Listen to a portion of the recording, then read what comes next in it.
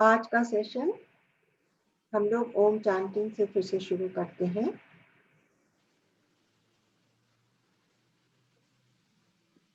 सातों शरीरों से स्थिर होकर अपने आसन को महसूस करिए।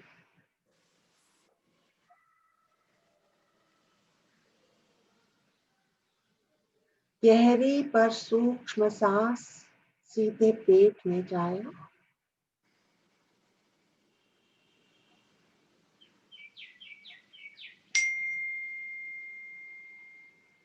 इसके बाद हम लोग एक गहरी सांस लेकर 3 बार कंटिन्यूअस ओम का उच्चारण करेंगे। गहरी सांस लीजिए।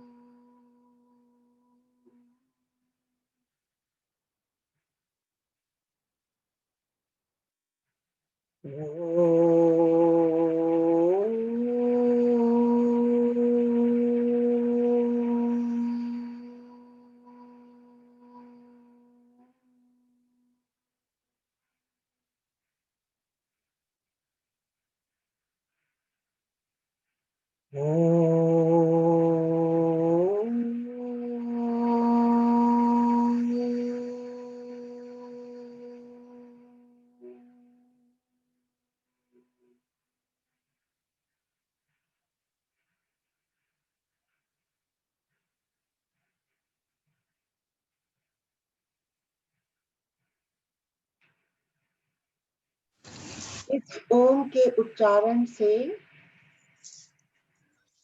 जो उसका नाद है उसके माध्यम से परमात्मा को हम छू लेते हैं, क्योंकि जो बिंदु है ओम में वो उस परमात्मा का द्योतक है। तो यद्यपि इस समय हम लोगों को उसकी बात भी करना सही नहीं है, क्योंकि हमने अपने आप की बेसिक शक्तियों को ही नहीं जाना है, लेकिन उसका एहसास होने से कम हमको ये मालूम है कि हमको किस तरफ बढ़ना है। तो अब हमारा दूसरा सेशन है ऊर्जा के आयाम में।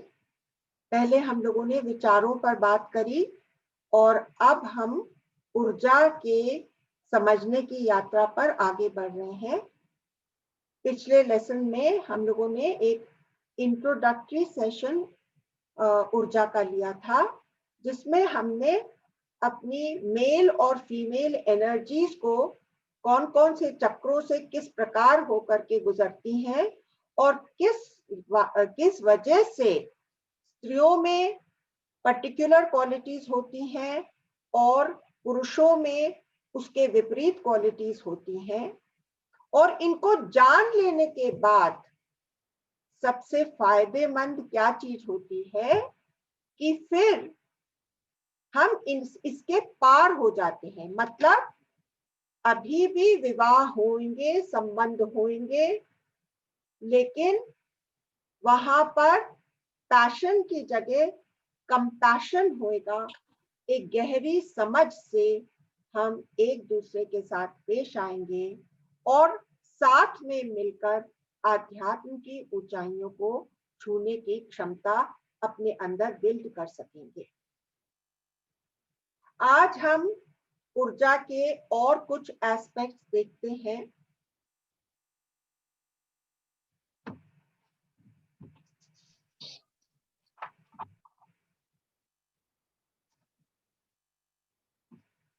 सबसे पहली बात है कि हमारे जीवन में जो सबसे महत्वपूर्ण चीज है वो है ऊर्जा। जिस समय से हम जन्म लेते हैं और पहली सांस उठाते हैं, वो उसी ऊर्जा के धरातल पर सारा ग्रोथ होता है।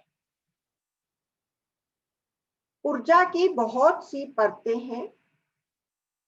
और हम लोग इन्हीं परतों को धीरे धीरे खोलेंगे जिससे कि हमारे अंदर इसकी समझ थोड़ी गहरी हो सके। तो लाइफ क्या है? It is condensed energy.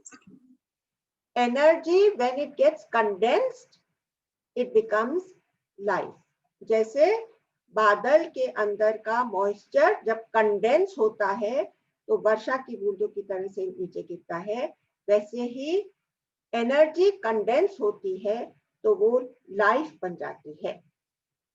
तो इस संसार में, इस टेरेस्ट्रियल प्लेन पर जो कुछ भी है, ऑब्जेक्ट्स हैं, थॉट्स हैं, फीलिंग्स हैं, अलग अलग तरह के शरीर हैं, वो सब ऊर्जा का ही अलग अलग एक्सप्रेशन है। तो हम जीवित रह सकते हैं क्योंकि हमारे अंदर एक बेसिक ऊर्जा हमेशा चलती ही रहती है। लेकिन जीवित रहने का ये मतलब नहीं है कि हम जीवन जी पा रहे हैं। हमारी कोशिश ये है कि हम जीवन जी पाए। और शुरू दिन से, जिस दिन से हम बड़े होना शुरू होते हैं और हमारे अंदर क्यूरियोसिटी जागती है, तो हमारे अंदर हम अपनी खोज करना चाहते हैं। लेकिन वो खोज हमको इतने कंफ्यूजन में डालती है कि हम जल्दी ही रेडीमेड आंसर्स पाना चाहते हैं। और समाज जो है वो बहुत ही इच्छुक रहता है कि हमको एक रेडीमेड ढर्रा दे दे जिससे कि हम समाज की व्यवस्थाओं के अंदर बंद करके रह सकें और हम इंडिविजुअल अपनी धारणा या अपनी स्वतंत्रता ढूंढ ही न पाए। तो जितने भी ऑर्गेनाइजेशंस हैं, चाहे कि वो समाज हो या वो धार्मिक ऑर्गेनाइजेशंस हो या वो पॉलिटिकल ऑर्गेनाइजेशंस हो, सब चाहते हैं कि हम लोग अपने आप को फ्री न कर सकें, हम सब्स्टिट्यूट्स का सहारा ले लें। और सब्स्टिट्यूट्स का सहारा ले लेकर के हम खुद ही सब्स्टिट्यूट बन जाते हैं। और ये हमारे लिए सबसे ज्यादा ट्रैजिक मोमेंट है कि हम अपने जीवन को जीने की जगह हम एक सब्स्टिट्यूट होकर के रह जाते हैं। जैसे कि आजकल हम देखते हैं ना, बच्चे जो हैं वो खेल कूद के लिए नीचे तो जाते नहीं है और अपने लैपटॉप पर या कोई भी कंप्यूटर पर वो टीवी गेम्स खेल करके, जो गेम्स खेलने का आनंद है उसको तो हम पूरा कर लेते हैं, लेकिन जो हमारी बाकी सारी डेवलपमेंट है वो कुछ हो ही नहीं पाती। और हमारी बच्चों की बहुत सी क्षमताएं उनके अंदर कुंठित हो जाती हैं। और हम लोग बड़े लोग यही बोलते रहते हैं कि बच्चों नीचे जाओ खेलो। और बच्चे लोगों को सब्स्टिट्यूट हाथ लग गया है। लेकिन हम अपनी तरफ भी तो देखें कि हम भी इससे ज्यादा और क्या कर रहे हैं, हम भी सब्स्टिट्यूट्स लेकर के बैठे हैं। तो जो कुछ भी हमको किताबी ज्ञान मिला हुआ है या उधारी ज्ञान, औरों का सुना सुनाया ज्ञान मिला हुआ है, उन किसी से भी हमारा रियल डेवलपमेंट हो ही नहीं सकता। और एक आपको एक हिंट मिल सकता है कि कैसे हमको मालूम पड़े कि हमारी ऊर्जा उठ रही है। जब हम अकारण खुश हो जाते हैं, कोई भी चीज होए और हमारे अंदर से एक खुशी फूट पड़े, तब हमको मालूम पड़ना चाहिए कि हाँ, मैं अपनी ऊर्जा की फील्ड के टच में आ रहा हूं। तो जैसे कि गौतम बुद्ध थे, उन्होंने 2500 साल पहले अपनी आंतरिक शक्ति का विस्फोट करा था। लेकिन जिन लोगों की आंखें बंद थी उस समय, वो लोग क्या देख रहे थे कि अरे ये बुद्ध जो है ये बुद्धू है। तो जो कि ये शब्द है बुद्ध और बुद्धू, ये सब उसी समय के वोकैबुलरी में आए हुए शब्द हैं। जो लोग ये देखते थे कि अरे इनके पास तो सब कुछ था, महल था, इतना ऐशो आराम था, जो सब पाने के लिए एक आदमी अपने जीवन को न्यौछावर करता है, वो सब बातें ऑलरेडी बुद्ध के जीवन में थी। उन्होंने कहा ये तो बुद्धू है, और जिनकी आंखें खुली हुई थी उन्होंने उनको बुद्ध कह करके स्वीकार किया। अब इस बारे में हमारे इन कंटेम्प्रेरी राइटर्स में दो बहुत ही महत्वपूर्ण किताबें निकली थी, छोटी छोटी।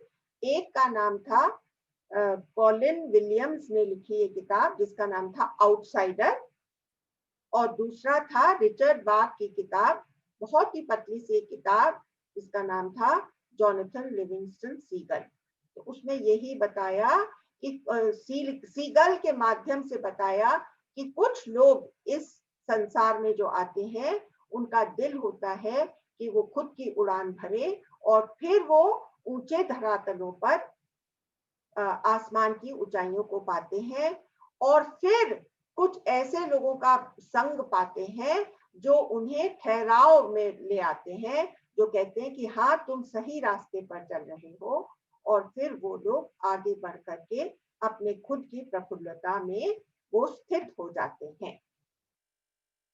तो ये कहानी क्योंकि मैं ऑलरेडी समझा, एक कोई ना कोई सत्संग में मैंने जरूर इसका विस्तार किया था, इसलिए मैं इसके ऊपर अभी विस्तार नहीं करना चाहती, लेकिन कहना चाहती हूँ कि हम भी वो दुबके हुए सीगल्स की तरह से पीछे से वो झाड़ियों के पीछे से छुप करके उड़ान भरते हुए सीगल्स को न देखें, हम अपने आप को उस खुले आसमान में छोड़ें और उन ऊंचाइयों का आस्वादन करें।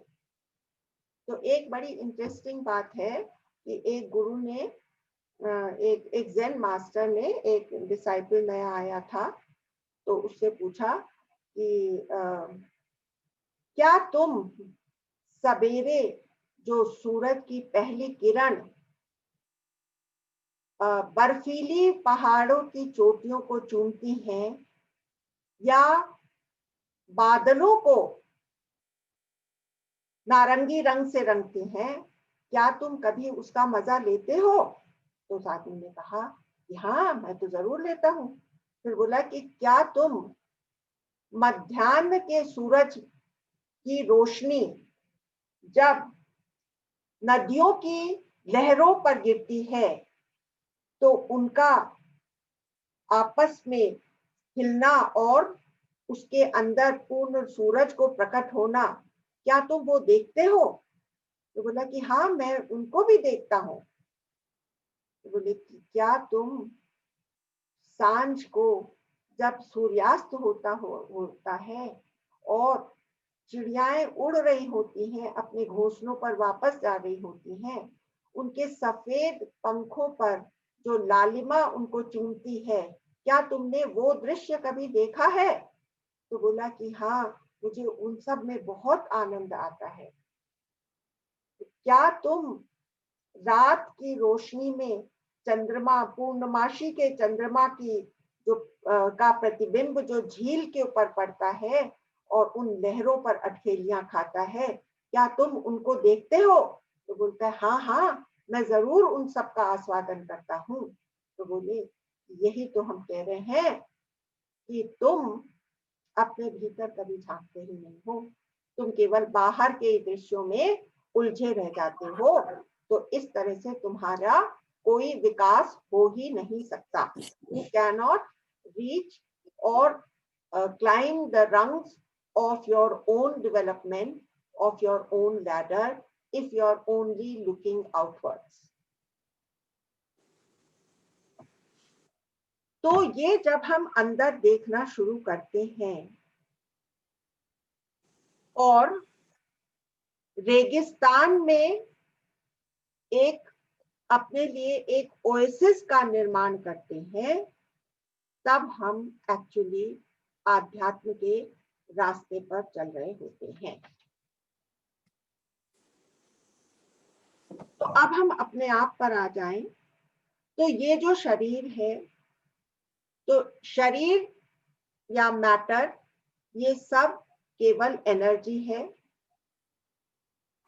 और जो कुछ हम इस लाइफ में करते हैं उसमें एनर्जी की जरूरत होती है। यहाँ तक कि मरते दम पर भी हमको एनर्जी लगती है। आपने देखा होगा जब किसी की एनर्जी बहुत ही लो हो जाती है तो पता नहीं कितने साल तक वो लाइक अ वेजिटेबल एग्जिस्ट करता रहता है बिना कोई चेतना के, क्योंकि उसकी एनर्जी इतनी लो हो गई है कि वो मृत्यु का भी आलिंगन नहीं कर पाता। हर चीज में एनर्जी की जरूरत है। और फिर जब हम पूरे संसार की तरफ देखते हैं तब हमको ये महसूस होता है कि सब चीज इतने ऑर्गेनाइज्ड वे में चल रही है। कितनी चीजें एक साथ में सृष्टि में मैनेज हो रही है, कितने प्लैनेट्स हैं जो अपने अपने ऑर्बिट्स में चल रही हैं, सूरज है, चांद है, रोज सवेरे निकलता है, हवाएं हैं वो चलती हैं, ऋतुएं बदलती हैं। तो ये जो एक बहुत ही ऑर्गेनाइज्ड सिस्टम हमको दिखाई देता है, ये इस बात का प्रूफ है कि there is a higher intelligence which we can give it any name. We can call it Paramatma, we can call it the Almighty, we can call it the Divine, we can call it Brahma. लेकिन उसको उसका एक एहसास हमको प्रकृति को देखने से हो जाता है। और ये हमारी यात्रा है शरीर से लेकर के उस चेतना के माध्यम से उस विराट सत्ता को छू लेने का, उसको महसूस करने का, उससे कनेक्ट होने का ये यात्रा है। और वो परमात्मा तत्व इसकी मंजिल है। अब जितनी भी एनर्जी हमारे अंदर है उसका एक स्पिरिचुअल नाम जो दिया हुआ है, आध्यात्मिक नाम, उसको बोलते हैं कुंडलिनी। तो कुंडलिनी, हम एक ही बात जानते हैं कि एक कुंडली मारकर एक सर्प बैठा हुआ है, लेकिन कुंडलिनी में एक और शब्द जो है कुंड, उससे उसका ये द्योतक है इस बात का कि एक बहुत बड़ा एनर्जी का कुंड हमारे अंदर है, ऊर्जा का एक कुंड हमारे अंदर है। तो यहाँ पर हमको एक जो कहानी बताई जाती है पार्वती की और गणेश की, कि जो पार्वती ने गणेश को बनाया था और वो फिर स्नान करने को गई। तो किसमें स्नान करने को गई? उस एनर्जी के कुंड में स्नान करने को गई। ठीक है। और वो जो बालक छोटा सा बनाया था वो बाहर बैठा हुआ था कि इतने में आदि योगी आदि शक्ति को लिए हुए वहां पर पहुंच जाते हैं और उस आदि शक्ति को कोई चीज भी रोक नहीं सकती। तो ये इस बात का द्योतक है कि वो आदि शक्ति हमारे अंदर जब उठ जाती है तो कहीं पर भी फिर वो रुकती नहीं है, वो हमको सीधे ऊपर पहुंचा ही देती है। और जो हमारे एनलाइटन मास्टर्स हैं उनका होना ही इस पृथ्वी पर इस बात का सबूत है कि अगर वो पहुंच सकते हैं तो हमारे लिए भी आशा है, हम भी वहां तक की यात्रा तय कर सकते हैं। ठीक है। तो अब यहाँ पर इस कहानी में एक और बात कहते हैं कि उस छोटे से बालक टांग दिया। प्रेमा जी अग्रवाल, प्लीज आप अपने आप को म्यूट कर लीजिए। प्रेमा जी अग्रवाल, प्रेमा जी आप अपने आप को म्यूट कर लीजिए प्लीज।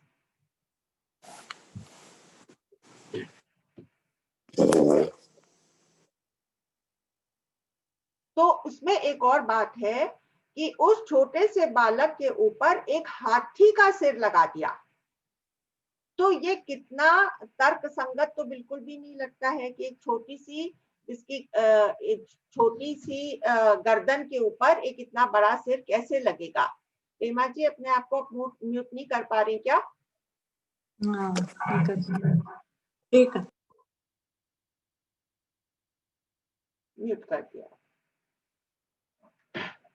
तो यहाँ ये बात, ये कहानी हमको ये बात की तरफ ले जाती है कि हमको अपने आप को निर्विकल्प और निर्तर्क की तरफ, अतर्क की तरफ ले जाना है। अगर हमको उस चेतना को समझना है और उससे कनेक्ट होना है तो उसके लिए एक तो निर्विचार और एक तर्क रहित होना जरूरी है। तर्कों में बंद करके हम इस सब्जेक्ट मैटर को ही समझ नहीं पाएंगे, ये हमारे लिए डिफिकल्ट हो जाएगा। क्योंकि हम अपने आप को, जो कि एक पार्थिव शरीर लेकर के आए हैं, हम अपने आप को इतनी ऊंचाइयों में पहुंचा ही नहीं पाएंगे। इसलिए हमारे यहाँ ये कहानी प्रचलित करी कि एक हाथी का सर तुम्हारे ऊपर आना है। एक हाथी का सर मतलब जो सबसे बड़ा क्रीचर है पृथ्वी पर, जो सबसे बड़ा जानवर है वो है हाथी, और उसका शरीर मेरे भीतर आ जाए। जैसे मैंने आपसे कहा था ना कि एक सेंटेंस था जिससे कि मैं बहुत ही एक्साइटेड हो गई और इसलिए इस मार्ग पर चल पड़ी कि I wanted to download the entire cosmos in myself. तो ये जो बात है कि मैं अपने आप को इतना एक्सपैंड कर सकती हूँ कि सारा आकाश मेरे भीतर आ सकता है, सारा अस्तित्व मेरे भीतर आ सकता है। तो ये बात शायद हमने इस तरह से इस कहानी को कभी नहीं देखा, और हम हमेशा ये सोचते रहे कि भाई कैलाश के ऊपर हाथी कहाँ मिलेगा। सोचते थे कि नहीं कि कैलाश के ऊपर आफ्टर ऑल हाथी कहाँ मिलेगा। लेकिन तर्क को छोड़ करके अतर्क में प्रवेश करना है, निर्विचार में प्रवेश करना है, और एक बहुत बड़ी चेतना को अपने भीतर महसूस करना है।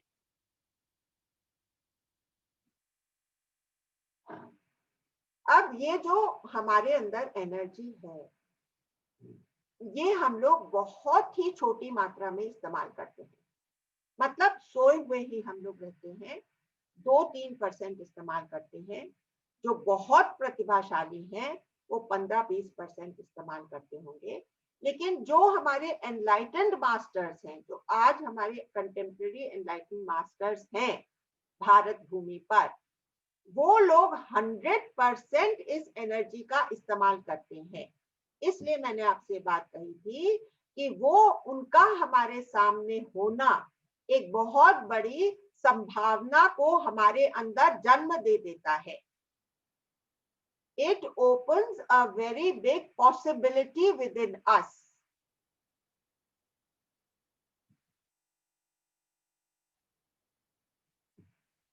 अब जब जैसे अब हम लोग यहाँ पर बात सुन रहे हैं तो हम देखें कि हमारा मन कितनी तरफ जा रहा है और कितनी हमारी एनर्जी वेस्ट हो रही है।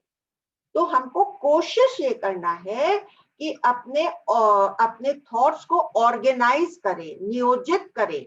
जब हम यहाँ बैठे हैं तो इन थॉट से कह दें कि अब तुम इधर उधर नहीं जाओगे, इस चीज के साथ रहोगे जो कि मैं सत सत करके उठाऊं और इसको अपने जीवन में उतारूं। क्योंकि यहाँ पर कोई डिस्कोर्स नहीं हो रहा है, यहाँ पर केवल वो बातें बताई जा रही हैं जो कि हम लोग अपना सकते हैं और अपने आप को इस ऊर्जा की यात्रा में आगे बढ़ा सकते हैं। तो देखिए हमारे यहाँ जैसे विष्णु भगवान को ये जो गरुड़ की सवारी दी है, तो गरुड़ हमेशा बहुत ही ज्यादा अलर्ट होता है। तो अपने आप को अलर्ट रखने के लिए हमने विष्णु भगवान को गरुड़ की सवारी दी है। आप देखिए कि कोई भी खतरनाक खेल जब होते हैं, तब ये खतरनाक खेल जो है वो काफी पॉपुलर होते हैं। उनके पॉपुलर होने का कारण ये है कि जो लोग वो खतरनाक खेल खेलते हैं उनको उस समय एक अतीन्द्रिय ऊर्जा की अनुभूति होती है। अपने अंदर की कोई सोई हुई एनर्जी को जगते वो लोग पाते हैं, इसलिए वो बार बार उधर खींचे चले जाते हैं। ये कारण है कि खतरनाक खेल जो है वो बहुत ही पॉपुलर है, क्योंकि जिसने उसका मजा चख लिया और उस एनर्जी की उड़ान को महसूस कर लिया अपने अंदर, तो उसको बार बार उसका आस्वादन करने का मन होता है। क्योंकि मैंने आपको पहले बताया था कि जब एनर्जी जगती है तो वो एक हमेशा अपने साथ आनंद की एक लहर लाती है। तो जब भी आप बिना कारण आनंदित महसूस कर रहे हैं, तब आप ये जानिए कि आपकी एनर्जी ऊपर उठ रही है। तो आप जानबूझ करके भी अपनी एनर्जी को ऊपर उठा सकते हैं। अब उसके बारे में हम अभी बात करेंगे। पहले मैं एक पॉइंट और टच करना चाहती हूँ कि ये जो एनर्जी को हम महसूस करते हैं, ये हम अपने नाभि केंद्र पर करते हैं। पहला हुआ हमारा मूलाधार, उसके बाद हुआ हमारा स्वादिष्ठान। अब ये जो नाभि चक्र है, इसके अंदर हम एनर्जी को फील करते हैं। तो इसलिए यहाँ पर भय जो चीज है, भय देखिए, जब भी हमको डर लगता है तो बहुत बार क्या होता है कि हमको एकदम पेट खराब हो जाता है या बाथरूम जाने की जरूरत पड़ जाती है। होता है कि नहीं? क्योंकि हमारा जो नाभि केंद्र है वो डर से कनेक्टेड है। तो उस नाभि केंद्र को एक्टिवेट करने का बहुत सारे फायदे हैं। एक तो वो आदमी कभी बीमार नहीं पड़ता जिसका कि नाभि केंद्र सुव्यवस्थित चल रहा है, और उसके अंदर आनंद की लहरें हम बार बार महसूस कर सकते हैं। तो उसके लिए हमको डर के ऊपर जीत पाना है। तो डर हमारे अंदर दो लेवल्स का होता है। एक तो होता है शारीरिक डर, एक तो होता है ये डर कि मैं भूखा ना रह जाऊं, सर्वाइवल का डर। और दूसरा होता है कि जो मैं अपने बारे में जानती नहीं हूं, उससे मेरा आमना सामना ना हो जाए, इसलिए हम अकेले में भी अपने साथ बैठना पसंद नहीं करते। पता नहीं कौन सी चीज उभर करके आ जाए, तो हम कहते हैं no no, I am feeling very lonely, I'd like to go and meet somebody, let me go and sit at the club। कोई ना कोई हम बहाना ढूंढ लेते हैं और हम अपने साथ बैठने का कोई प्रयोजन बनाते ही नहीं है अपनी दिनचर्या में। तो इस वजह से हम अपने से ही वाकिफ नहीं होते। और देखिए, एक शब्द है हमारे यहाँ जिसको बोलते पंडित। पंडित कहाँ से आया? जो अपने पंड को जानता है। पिंड, पिंड मतलब जो अपने आप को जान लेता है। तो हमको अपने आप को इतनी गहराई से जानना है कि मैं अपनी हर चीज से वाकिफ हो जाऊं, और फिर मैं उस डर को भी देखने में कामयाब हो जाऊं। और फिर मुझे क्या मिलेगा कि वो जो डर की लहर थी उसको मैं थोड़ा पीछे हट करके देखूंगी, तो वो ही मुझे दिखाई देगा कि वो ही एनर्जी है जो कि प्रेम की एनर्जी होती है, या साहस की एनर्जी होती है, या हर्ष की एनर्जी होती है। वो सारी एनर्जीज एक ही है। मतलब कहने का ये है कि मैं पहले अपने अंदर का कुआं खोदूं, और वो जब कुआं खुदता है, आपको मालूम है जब कुआं खुदना शुरू होता है तो सबसे ज्यादा क्या एक्साइटमेंट होता है कि अरे इसमें स्रोत कहाँ से आ रहा है, पानी का स्रोत। अरे एक स्रोत निकल आया इसके अंदर, फिर ये दूसरा स्रोत निकल आया, अरे 8 स्रोत इस कुएं के अंदर आ गए। अब मेरे को पूरा भरोसा रहता है कि इस कुएं का पानी कभी भी खत्म नहीं होएगा। मालूम है, आपने कभी कुआं खुदते हुए अपने एक्सपीरियंस करा होगा, तो वो लोग जो खोदने वाले होते हैं बोलते हैं एक स्रोत मिल गया। तो ऐसे हम लोग अपने अंदर का एक एक स्रोत देखेंगे। तो हम क्या देखेंगे कि हर नई चीज में मेरी एनर्जी थोड़ी बढ़ती है। कोई भी नई चीज हो, कोई नई जगह चले जाएं, कोई नया एक्सपीरियंस हो, कोई नए आदमी से मिले जो बड़ा इंटरेस्टिंग हो, है ना, थोड़ा कोई फर्नीचर में हम लोग चेंज कर लेते हैं, घर में बैठे बैठे थक जाते हैं तो हम लोग अपने फर्नीचर को इधर से उधर चेंज कर देते हैं, तो भी एक लहर ऑफ आनंद हम अपने अंदर फील करते हैं। तो ये जो आनंद की लहरें हम फील करते हैं, या हमने आज जा करके एक बहुत सुंदर सी एक पेंटिंग खरीदी और अपनी दीवार पर लगाई, तो पहले दिन तो हम बहुत खुश रहेंगे कि भाई मैंने इतनी सुंदर, और उसको नोटिस भी करेंगे। लेकिन थोड़े से दिनों में हम उसके यूज टू हो जाते हैं और उससे हम अपने आप को खुशी का, अपने अंदर वो खुशी का स्रोत आने नहीं देते जो पहले दिन मुझे महसूस हुआ। तो मैं ये कहना चाहती हूँ कि घर की जो छोटी छोटी चीजें हैं जिन्होंने हमें पहले दिन भी आनंदित किया था, उनसे हम कंटिन्यूअसली आनंद लेते रहें, हम उनको यूज टू नहीं हो जाएं। हम रोज सवेरे प्यार से देखें कि कैसे सूरज निकला है और उसकी पहली किरणों से ही आनंदित हो जाएं। हर चीज में हम अपने लिए वो आनंद ढूंढते रहें, जिससे कि मेरा एनर्जी का कुंड जो है पूरा लबालब भरा रहे और उसमें से लहरें उठे और ऊपर तक आती रहे। समझे आप? तो जैसे मैं धरती के ऊपर चल रही हूँ, या जैसे कि मैं अपने आप को भी देखूं और अपने आप को एक फुल लेंथ मिरर के सामने खड़ा करूं और अपने आप को ऐसी नजरों से देखूं कि जो कोई मुझे देखे, जो मुझे बहुत प्यार करता हो, वो जिस नजर से मुझे देखे उस नजर से मैं अपने आप को देखूं और अपनी सारी इंद्रियों को भी, अपनी जितनी भी मेरी इंद्रियां हैं उनको उस नजर से देखूं कि अरे वाह तुम क्या नहीं हो। तो अगर मुझे अपनी इन इंद्रियों के परसेप्शन को हाइटन करना है तो मुझे इनको प्यार करना होगा। तो मैं अपनी आंखों को, आज मैं ये सेशन लेने के पहले यही एक्सपेरिमेंट कर रही थी अपने साथ।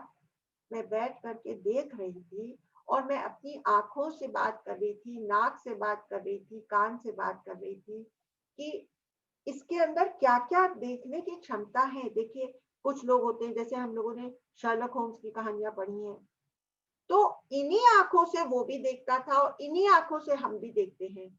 लेकिन हम कितना ऑब्जर्व करते हैं और वो कितना ज्यादा ऑब्जर्व करता था। तो अभी परसों के दिन क्या हुआ कि हमारे यहाँ कुछ गेस्ट आए थे, मैं वहां पर नहीं थी और अतुल, मेरे बेटे और बहू के कुछ गेस्ट आए थे। तो अगले दिन सवेरे, जैसा कि मेरा नियम है, मैं सवेरे उठ करके पूरे घर में लंबी वॉक का चक्कर लगाती हूँ। तो वहां ड्राइंग रूम तक पहुंची तो मुझे कुछ मट्टी के जैसा काला काला बिखरा हुआ वहां पर दिखा। तो मैंने ऊपर पहले तो नजर डाली कि कुछ सीलिंग से टपका है क्या, तो सीलिंग तो सारी इंटैक्ट थी। फिर थोड़ी देर में सफाई वाला आया तो मैंने उससे कहा कि ये क्या है, ये कोई पौधे की मट्टी यूं बिखर गई है क्या? तो वो बोला कि नहीं जी, मट्टी जैसा तो नहीं लग रहा, ये तो रबर जैसा लग रहा है। अब ये रबर जैसा लग रहा है, ये सुनने के बाद भी मुझे स्ट्राइक नहीं हुआ कि हो क्या सकता है। फिर जब एक हमारा सेवाधारी आया और वो बोला कि जी एक मेहमान के जूते की हील जो थी वो बिखर गई उनके जाने के जस्ट पहले, तो साहब ने अपना जूता निकाल करके उनको दिया। तो ये मेरी समझ में क्यों नहीं आया, मेरी अवेयरनेस क्यों नहीं इतनी हाइटन हुई? इस तरह से हमको अपनी अवेयरनेस को हाइटन करना है। जो अभी आते आते इन्होंने मुझे बताया, फिर से याद दिलाया अलका जी ने कि कि हाइटन्ड अवेयरनेस इज मोक्ष। So this heightened awareness, why can't we have it? So one way is to tell our indriyas, you see, I want your awareness to be heightened. I know that this nose of mine when I pass through a certain area, it should tell me what all are the various smells that are there in the corridor. What are the various smells that are there around this area? I should be able to know. You know, we are the one creature whose awareness is the most out of all the creatures that have ever existed on the planet. तो जितना कुत्ता सूंघ सकता है उससे ज्यादा ये इंसान सूंघ सकता है. जितना उल्लू रात में देख सकता है उससे ज्यादा ये इंसान रात में भी देख सकता है. तो अभी आप देखिए कि जैसे जिन लोगों के ये चक्षु नाकाम हो जाते हैं, वो लोग अपनी कौन सी हाइटन्ड अवेयरनेस से ऐसे चल सकते हैं जैसे कि वो सब कुछ देख रहे हैं.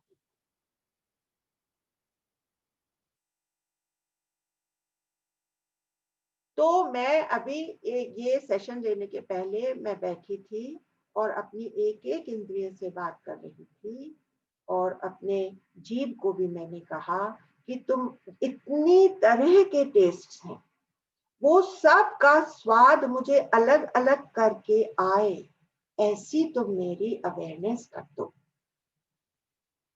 इन कानों को संगीत के स्वर, जैसे कुछ लोग होते हैं जो कि संगीतज्ञ होते हैं या जिनकी संगीत में बहुत रुचि है, तो हमारे टीचर्स क्या कहते हैं, इनके कान बहुत तैयार हैं. तो मेरे अंदर भी उतने तैयार कानों की क्षमता है. यही है तीसरे नेत्र का खुलना. एक दिन गुरुदेव से किसी ने कहा कि गुरुदेव कैसे भी करके आप मेरा तीसरा नेत्र खोल दीजिए. तो गुरुदेव ने कहा, for heaven sake don't talk about opening your third eye. तो थर्ड आई यहाँ पर कोई चीरा लगा करके एक आंख नहीं खुलती, ये हमारी हाइटेंड अवेयरनेस, ये हमारी वो क्षमता है जो कि सवेरे उठे और सूरज खिला हुआ हो, लेकिन मुझे मालूम पड़ जाए कि शाम तक यहाँ पर बदली छा जाएगी और मैं अपना खेत जोत सकूं, क्योंकि मुझे पूरा भरोसा है कि ये जो है आज दोपहर में बरसेगा और आज बीज बोने का सबसे अच्छा समय है. इतनी मेरे को जानकारी हो सकती है विद दिस हाइटेंड अवेयरनेस. ये है ऊर्जा का खेल.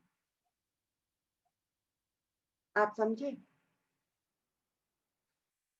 तो अब हम थोड़ा फिर से इसको सिस्टमैटिकली लेते हैं. जैसे कि मैंने आपको बताया था कि आइसबर्ग, ये एनर्जी जितना हमको मालूम पड़ रही है आज अपने अंदर, वो 1/9 भी नहीं है, उसका 9/10 अंदर है. 1/10 भी नहीं है, 9/10 अंदर है. लेकिन हम उसको 9/10 को जानने की जब कोशिश करते हैं या हम 1/10 को जानने की कोशिश करते हैं, हमको लगता है ये पूरा जान गए, उसके बाद वो और उतना ही गहराई में चला जाता है. तो हमारे से वो जो छोर है, हमको इतना जानने का है और उसके लिए इतनी अवेयरनेस की जरूरत है, और वो शुरुआत अपने पिंड से होनी है. और इसलिए हम कम से कम 1 महीने तक ये एक्सपेरिमेंट अपने साथ करें कि हम लौट करके अपने ही अंदर आ जाएं, हम अपनी हर एक बारीकी को जानें. तब हम अपनी ऊर्जा कैसे मूव कर रही है उसको कैच करेंगे. तो देखिए, ये बात हम लोगों ने पिछली बार करी थी ना कि बैठेंगे हम लोग 10 मिनट के लिए, और अब की हमारा ट्रांसपेरेंट बॉडी है और हम अभी प्रकाश का पुंज अपने भीतर से निकलता हुआ नहीं महसूस करेंगे, हम सीधे बैठ करके अपनी एनर्जी को स्टडी करेंगे. तो इसमें जितने भी प्री कंसीव्ड हमारे नोशंस हैं उनको हमको दूर रखना पड़ेगा. क्योंकि मैंने क्या देखा अपने साथ कि मैं देख रही हूँ कि अच्छा मेरी एनर्जी अभी वहां पर सोई हुई है कुंड के पास, तो अभी तो वहां से निकलेगी, तो पहले स्वादिष्ठान चक्र को छुएगी, फिर मणिपुर चक्र को छुएगी. तो मैं ऐसे अपने देखना चाह रही थी with this pre conceived notion. तो ये मैंने इस हफ्ते में 2-3 बार जब प्रैक्टिस करा तो एक बार मुझे सडनली यहाँ पर महसूस होने लगी एनर्जी। तब मैंने कहा कि अरे ये तो क्रम वाइज तो चल नहीं रही है, ये तो यहाँ पर मुझे महसूस हो रही। तो हम कोई भी प्री कंसीव्ड नोशंस नहीं रखते, हम केवल अपनी एनर्जी के साथ जुड़ने की कोशिश करते, ये नहीं कि इस क्रम से चलेगी। तो ये जब एनर्जी का मूवमेंट हम देखते हैं और फिर हम बाद में अपने सेंटर्स को, अपने चक्रों को हम बाद में महसूस करेंगे। पहले हम एनर्जी का मूवमेंट देखें कि कहां पर है, फिर हमको ये जो जिसको हम चक्र करके बोलते हैं, ये और कुछ नहीं है, ये रिसेप्टिव सेंटर्स हैं, ये रिसेप्टिविटी के सेंटर्स हैं। तो इनको नेगेटिव एनर्जी का सेंटर बोलते हैं, समझे ना, जो रिसीव करता है। इसीलिए फेमिनिन एनर्जी नेगेटिव है और मैस्कुलिन एनर्जी पॉजिटिव है। तो ये कम ज्यादा नहीं है कि भाई वो नेगेटिव कम है और पॉजिटिव ज्यादा है। जैसे हम लोग एक टॉर्च चालू करते हैं तो वो उस बैटरी के अंदर नेगेटिव पॉजिटिव होता है कि नहीं? तो दोनों बराबर हैं और दोनों के बिना हुए वो टॉर्च का बल्ब नहीं चलेगा। इसी तरह से जैसे हमने भी बात करी कि हमको सारे भय को छोड़ना पड़ेगा, और भय को छोड़ेंगे और निर्विचार और निर्वितर्क फील्ड में अपने आप को बहने देंगे, तब हमको अपनी एनर्जी महसूस होगी और सारे प्री कंसीव्ड नोशन को तोड़ना है, क्योंकि वो हमारे रास्ते में बहुत बड़ी बाधा है।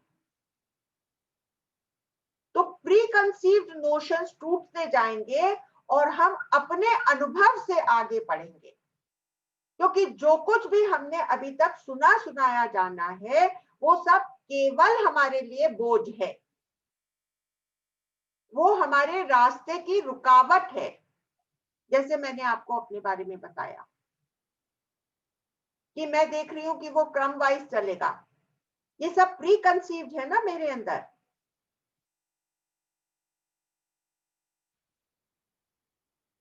एक और बहुत ही सुंदर बात है, और वो है सुंदरता को लेकर के, कि जब भी हम कोई बहुत ही सुंदर चीज को देखते हैं तभी भी हमारे अंदर जैसे कि एक विस्फोट ऑफ एनर्जी होता है, एक एक्सप्लोजन ऑफ एनर्जी। जैसे कि कविता जी अपने इतने खूबसूरत जो क्रिएशंस हैं शादी ब्याह में, या इनके जो फ्लावर अरेंजमेंट्स हैं, या जो कुछ भी ये करती हैं, उसमें ये हमको हमारी ही एनर्जी के विस्फोट के नजदीक लाते हैं। कोई भी चीज सुंदर हो, इसलिए ही हमारे मंदिरों को इतना खूबसूरत बनाया जाता है और भगवान की प्रतिमा इतनी सुंदर बनाते हैं और इतना सुंदर सजाते हैं, और फूलों का भी जो सजावट होती है वो इतनी उम्दा होती है कि देख करके मेरा मन उछाल खा जाए और मुझे अपने अंदर उस एनर्जी का फ्लो महसूस हो, क्योंकि ये एनर्जी ही मुझे चेतना तक ले जाएगी। और भी तरीके हैं, जैसे कि मैंने आपसे कहा कि कोई भी खतरनाक खेल जब हम खेलते हैं, कोई इमरजेंसी की सिचुएशन आती है, तभी भी पता नहीं कहां से इसके अंदर इतनी अलर्टनेस और इतनी विस्फोट, ऊर्जा का इतना विस्फोट, समझे, हमको लगता है कि हम तो बिल्कुल थक के चकनाचूर हो गए, इतने में सामने से एक बहुत बड़ा खतरा आ गया। अभी इमरजेंसी, अब ये कैसे उठ करके भागता है, जिसको 1 मिनट पहले इतनी ताकत नहीं थी, बस इसको बैठ जाने का ही मन था, तब इसके अंदर कहां से ताकत आती है? इससे मालूम पड़ता है कि नहीं, ये मेरे अंदर एक बहुत अथाह भंडार है जिसको मैंने कभी टैप नहीं करा। We need to stretch ourselves. We need to stretch ourselves. We need to leave our comfort zone and stretch ourselves in all ways. और जैसे आप लोगों ने मुझे स्ट्रेच करा है, कि मैं यहाँ पर आकर के आप लोगों के सामने कुछ बात कर रही हूँ, हालांकि हम लोग साथ में ही डेवलप हो रहे हैं। तो ये एक मौका है और मैं देख रही हूँ कि इसके कारण मेरे अंदर ट्रिमेंडस ग्रोथ हो रहा है। तो मैं अपने आप को वो ग्रोथ क्यों डिनाई करूं? और अगर मेरा ये जो कोशिश हो रही है, ये यज्ञ कब बन जाता है? जबकि मेरे साथ साथ मैं 2-4 और लोगों को भी लेकर के चलूं, तो फिर ये मेरा जो भी एफर्ट है ये केवल मेरे तक सीमित नहीं रह जाती, इसका फायदा सबको मिल जाता है। तो ये सुंदरता की बात, नवीनता की बात, अपने आप की खुशी को हर सेकंड बढ़ाना, अपना जो पहला अनुभव किसी भी एक चीज के साथ हुआ है जिसने कि हमारे अंदर एक ललक पैदा करी है, उसको कायम कर रखना। यहाँ तक कि हम रोज रोटी बनाते हुए देखते हैं, तो रोटी आग के ऊपर सेकते हैं तो कैसे वो फूल जाती है। क्या ये बहुत बड़ा अचंभा नहीं है? तो हम 30-40 रोटी बनाते हुए भी हम मेडिटेटिव स्टेट में हो सकते हैं और हम उसके भीतर वो करिश्मा देख सकते हैं। हर रोज 30 रोटी बनाते, हर रोज उन 30 रोटियों को फूलते हुए देखकर हम उसके करिश्मे से, हम उसके चमत्कार से अभिभूत हो सकते हैं। और वो अभिभूति जो हमारे अंदर होती है वो हमारी ऊर्जा को बढ़ाती है। कहने का ये मतलब नहीं है कि आप हमेशा खुश ही रहें। एक बहुत जो गहरी हमको अपने साथ साधना करनी है वो ये कि जो कुछ भी हो रहा है मेरे अंदर, उसको मैं आराम से बिना जजमेंट के देखूं। तो मैं देखूं कि मेरे अंदर अभी आशा है या निराशा है। एक बहुत इंपॉर्टेंट एस्पेक्ट है कि ये जो हम ऊर्जा के आंतरिक शक्तियों की खोज में निकले हैं, इसमें हमको 3 चीजों की बहुत ज्यादा जरूरत है। एक है गहरी प्यास, दूसरा है गहरी आशा और तीसरा है गहरा संकल्प। तो हमको ऑर्डिनरी लेवल पर प्यास लगती है और हमारा कंठ सूख रहा होता है, तब हम कितनी बेचैनी से उस पानी की तलाश में निकल जाते हैं जो कि मेरे कंठ को तृप्त करेगी। तो परमात्मा को पाने की प्यास जब तक गहरी नहीं होगी, तब तक हम ये जैसे अब तक हम हजारों जन्म खो चुके हैं, वैसे ही ये वाला जन्म भी खो दिया जाएगा। और इसको, इस प्यास को बढ़ाने और फिर अंत मंजिल तक पहुंचाने के लिए हमको घर बार छोड़ने की जरा भी जरूरत नहीं है। हम ये कंटेम्पररी एज में हैं जहां पर वो पुराने तौर तरीकों की बिल्कुल भी जरूरत नहीं। हमारे घर के घर में बैठे हुए हमको अपनी शक्तियों को उत्तरोत्तर करने के बहुत से मौके मिल जाते हैं। तो गहरी प्यास, फिर गहरी आशा। तो गहरी आशा जो है वो निराशा का ऑपोजिट नहीं है। जब हमने उसके साथ गहरा शब्द जोड़ दिया तो आशा और निराशा उस गहरी आशा के दो हिस्से के अलग अलग हिस्से हैं, अलग अलग पहलू हैं, लेकिन है वो गहरी आशा के ही अंदर। तो जब मेरे अंदर थोड़ी मायूसी हो या थोड़ा गुमसुम हो या मैं अपने साथ अपने भीतर बैठना चाहती हूँ, तो मैं कोशिश करके अपने आप को बाहर नहीं निकालूं, मैं उसको भी समझ लूं कि कहां से वो आया है और उसको भी बदलते देखूं कि आशा के बाद निराशा, और निराशा के बाद आशा की लहरें चलती रहती है। अपने आप को जान लो। फिर गहरा संकल्प। तो अपने शब्दों को और अपने विचारों को महत्व दूं। अगर मैं कोई चीज नहीं ही करने वाली हूं तो मैं ये ना बोल दूं कि हाँ मैं करूंगी, हाँ मैं भी आ जाऊंगी आप लोग के साथ, जबकि मेरा कोई इरादा नहीं है। मैं अपने कर्मों में, अपने विचारों में और अपने शब्दों में एक तरह का एक गंभीरपना लाऊं।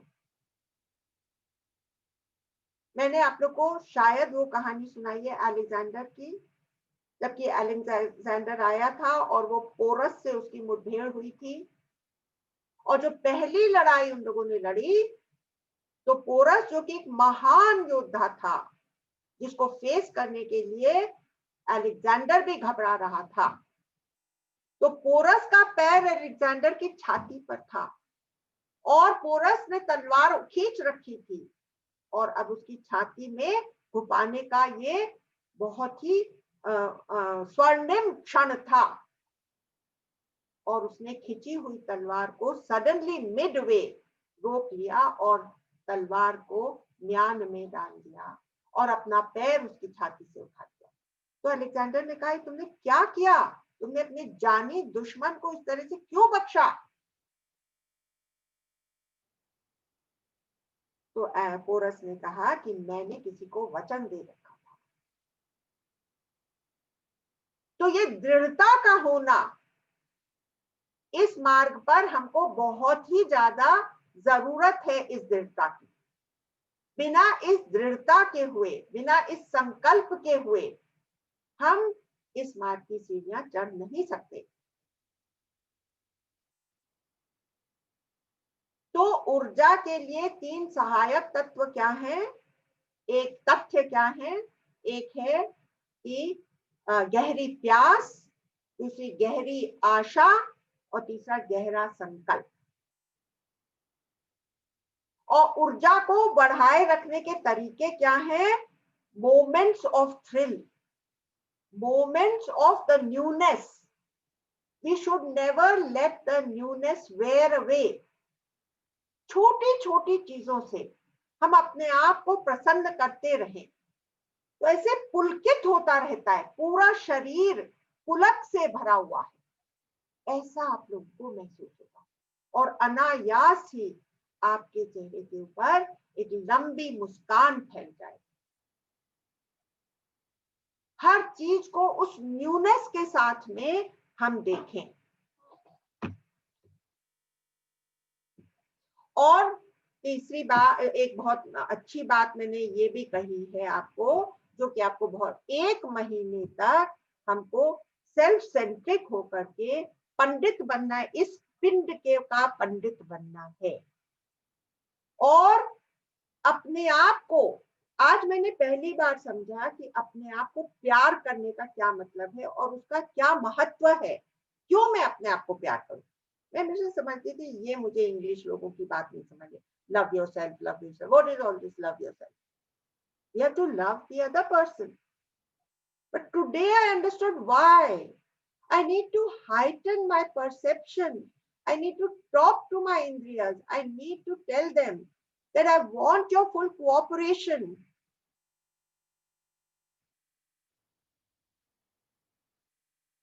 अपने अंदर कुआं खोदने की बात कि स्रोत उसमें से जब निकलेंगे और फिर मैं उन स्रोत की तरफ जाऊंगा, तब मुझे मालूम पड़ेगा कि सारे स्रोत आपस में जुड़े हुए हैं। तो मैं जंप ना करूं सीढ़ी, कि मैं अपने आप को जाने बगैर दूसरे के अंदर परमात्मा देखने की कोशिश करता रहूं और आत्मा परमात्मा की बात करूं, ये भी मेरे लिए इस लेवल पर जंपिंग द सीढ़ी के जैसा होगा। चेतना के लेवल पर पहुंचने के पहले आत्मा और परमात्मा की बात मेरे लिए कहानी की तरह से है, क्योंकि मैंने अभी तक उसको जाना नहीं है।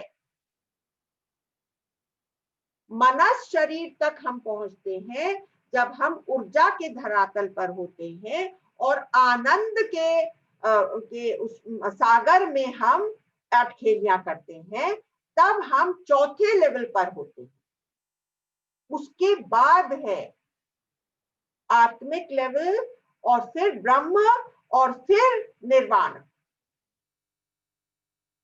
जो कि हमारे गुरु निर्वाण के पद पर हैं।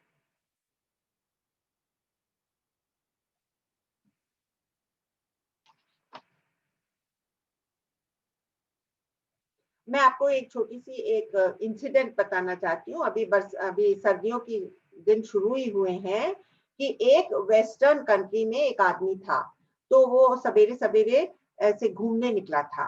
तो उसने देखा कि उसके घर के पास की जो लेक थी, उसके ऊपर एक पतली झिल्ली बर्फ की जमी हुई थी और नीचे पानी था।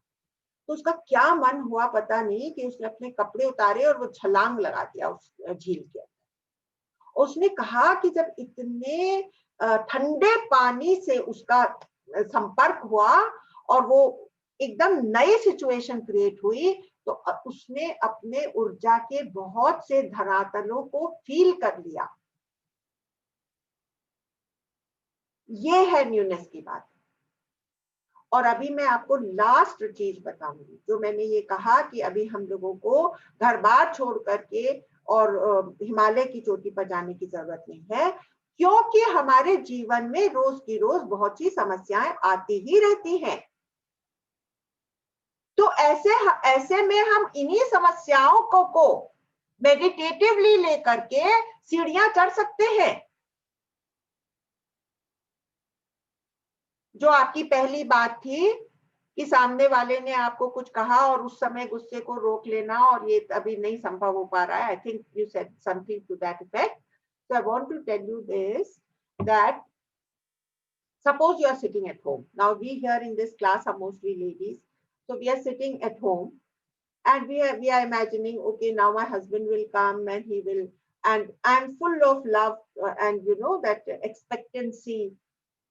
And when he comes, instead of being at all civil, he एकदम उल्टी कहानी हो जाती है।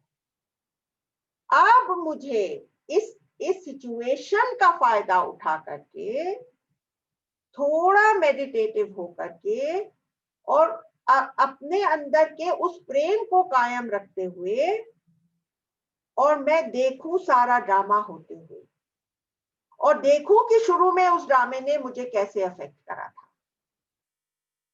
और फिर मैं देखूं कि मेरी वो जो मुझे वो जो इरिटेशन की फीलिंग आ रही थी, वो कैसे बदल करके वापस पूर्ण प्रेम में परिणत हो गई, और कैसे मेरे अंदर ये जो बदलाव हुआ उससे पूरा समाधान हो गया। और इसी तरह से हाँ, जब स्टॉक मार्केट में या कोई भी फाइनेंशियल बहुत बड़ा हमारे ऊपर पड़ता है, तो उसको भी हम इसी तरह से लें, in a meditative way. Is this easier, or is leaving the household and going away and living on the Himalayas, is this easier? Please everybody unmute yourselves, and please everybody let me see your beautiful faces and know that you are with me at this time. Please, may I see your faces, everybody? And tell me, what do you find easier?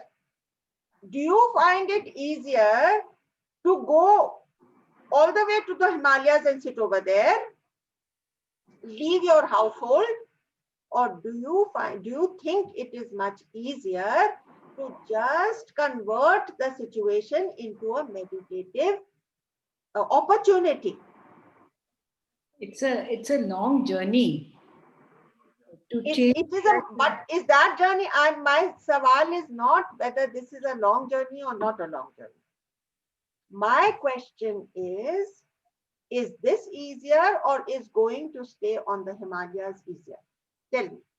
To stay at home and do it, convert yourself. Convert that is yourself, easier. because only you are, and then you will start enjoying it so much. Yeah. And when you say it is a long journey, you make the journey longer. because all your cells are eavesdropping on your thoughts. वो कान लगा करके सुन रहे हैं कि ये माई के दिमाग में क्या चल रहा है, ये कह रही है कि आसान है, कि ये कह रही है कि मुश्किल है। अगर ये कह रही है कि मुश्किल है तो फिर मैं इसको मुश्किल करके दिखाऊंगा, क्योंकि ये चाहती है। आसान अगर मैं कहूंगी कि अरे इसमें तो कोई बड़ी बात ही नहीं है, तो मैं इसको कल का कल हासिल करके दिखाऊंगी, मैं कर पाऊंगी। और आप एक बार कर लेंगी तो उसी से आपको इतना पानी मिलेगा, इतना अमृत मिल जाएगा कि आप अगली बार के लिए बहुत अच्छी तरह से तैयार हो जाएंगी। और आपका हस्बैंड बेशक आपसे रोज की रोज नहीं नाराज होता हो, लेकिन घर में तो चिड़ीमिड़ी चलती ही रहती है। उन सब छोटी बड़ी चीजों से आप अपने आप को तैयार करिए और बड़ी चीज के लिए भी तैयार हो जाइए। It will become like a play. It will become like a play. So please look at it like a play. What a beautiful thing you told us, Alka ji. That it is a game. We are going to play this game.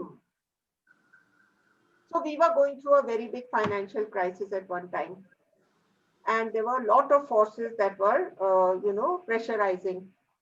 So then at that time, my son said that, "Mummy, look at it like that." Now, I'm the one who goes to satsang, but he's the one who's giving me the gyan. So he said, "Mummy, look at it like a game. And what difference does it make? We have to only know what card to play. It is a hand of cards that we are holding, and we have to play the card." That's what he said. And what if we lose everything? It doesn't matter, because we have each other. How does it matter? So when that strength is there, how does it matter? Then nothing affects you. Beautiful. Beautiful. So there was a Mai, उसके साथ में क्या हुआ कि उसकी बेटी का ब्याह था, और वो उन लोगों ने बैठा ब्याह करा था, वो कलकत्ते जा रहे थे ब्याह के लिए, और इधर पीछे ससुर जी ने उसको कुछ बहुत ही कड़वे शब्द कह दिए। तो अब उसको लगा मेरा तो इतने दिन की जो मेरी तपस्या रही इस वैवाहिक जीवन की, वो सब तो क्योंकि ये जो मेरे ससुर जी ने तो ऐसे शब्द मुझे बोल दिए। तो अब वो चली गई डिप्रेशन में। उसने ये नहीं देखा कि ये उनकी प्रॉब्लम है, और मैं क्यों डिप्रेशन, मेरी बेटी की शादी अभी 4 दिन में होने वाली है, तो मैं डिप्रेशन में इस समय जाऊं, ये सही है क्या? तो मैंने क्यों ऐसे थॉट्स एंटरटेन करे कि जो वो औरत डिप्रेशन में जा सके? उस औरत की मैं बात कर रही हूँ।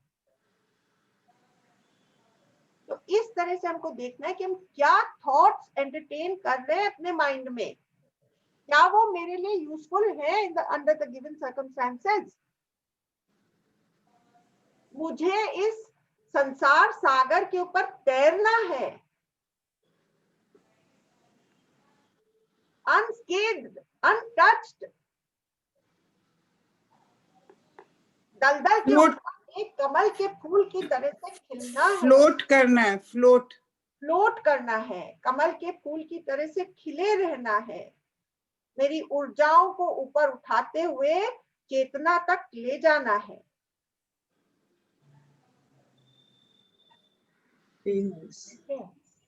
टाइम तो हो गया है।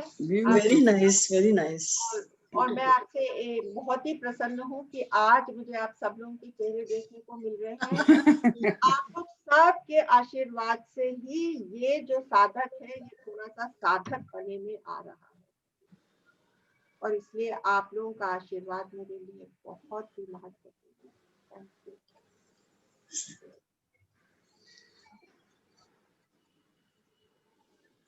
कोई कुछ कहना चाहेगा? आपने जो कहा था कि 1 मिनट अपने आप को सोचो कि आनंद है, तो आज मैंने किया, एंड इट वाज रियली, मैं आधी पौना घंटा तक इतना अंदर से खुश फील कर रही थी उसके बाद। सो मैंने कहा ये प्रैक्टिस तो बहुत अच्छी है कि मैं अपने आप को खुश रख सकती हूँ, और मुझे बहुत अच्छा लगा आपने कहा कि 1 मिनट के लिए आप कोशिश करिए, और मैंने वो कोशिश की, and it was excellent. Thank you अमला जी। और और कौन बोलेगा प्रभु? आज ये दोनों तरफ से है, दोनों। आप तो इतने पावरफुल टॉक देते हो हमें, सब कुछ तो रह ही जाता है, काम आता है उस चीज को, छोटी से छोटी बात काम में। Manisha, yeah. Manisha, I'm putting you on the. Acha, you have not made yourself available. There you are. Now I will pin you. Acha, you can only chat. I don't know why you're not getting pinned. Can you pin yourself? थोड़ा wifi का कोई problem है I guess. Okay. Mahalakshmi बहन, आपका चेहरा क्यों नहीं दिख रहा है? नीना जी, आपका भी नहीं।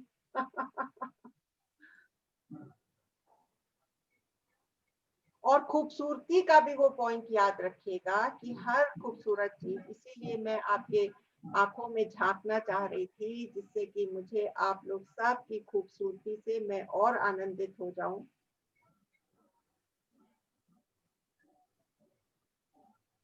And this Pramila, who's this? Kanoria? Yeah, that's me, Priyam Kanoria. Priyam. Yes. Priyam Namaste. Yes. How are you? Hi, Hira. Thank you. I hope you enjoyed the session.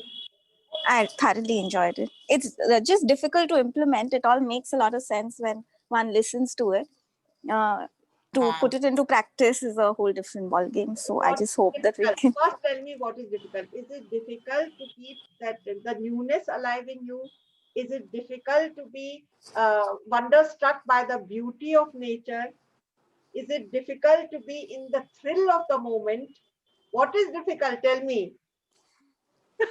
So up until now, one hasn't been practicing it, and to suddenly now, like you said, be wonderstruck by so-called mundane things is something that we'll have to consciously do. Yes, So it is interesting, not difficult. yes, yes. May I change the adjective? Sure.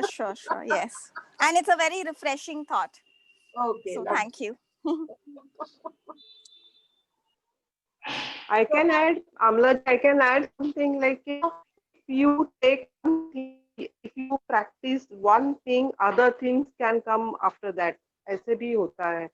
सारी बातों में जो knowledge के point में आप अगर एक को भी ध्यान से करो तो बाकी आने लगते हैं। बाकी सब अपने आप आने लगते हैं। What a beautiful thought. So it makes it all the more easy. है ना? Yes. We have to tell ourselves Yes. it's easy. Yes.